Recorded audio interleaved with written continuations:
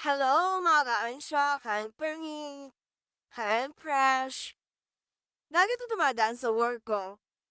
Ano daw po ang halaga o importante? Ang diploma o ang pagiging madiskarte? Para sa akin, 99% sa diploma, 98% naman sa diskarte, sa mga madidiskarte.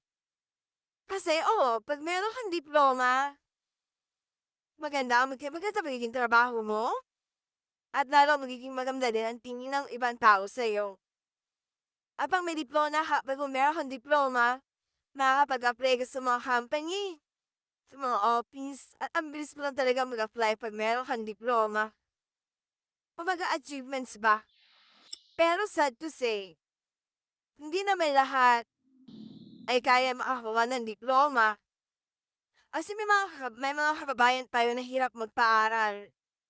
Hirap sila mag-aral. Sa pagkain pa lang, hirap na. Paano pa kaya sa tuition fee? So, isipin nyo to. Kung paano pa sila makakakuha ng diploma kung doon pa lang ay hirap na sila? So, saan naman dito papasok yung diskarte?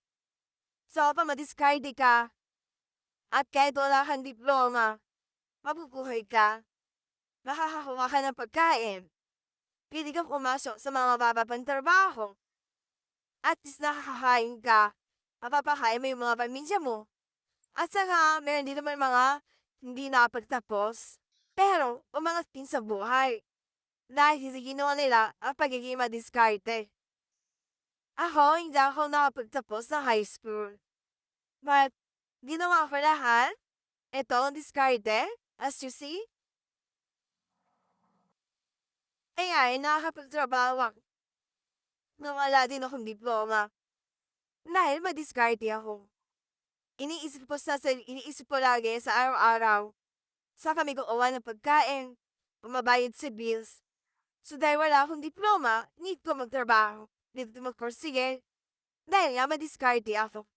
So para talaga sa akin, importante din talaga ang diploma as ang pagiging madiskarte sa buhay.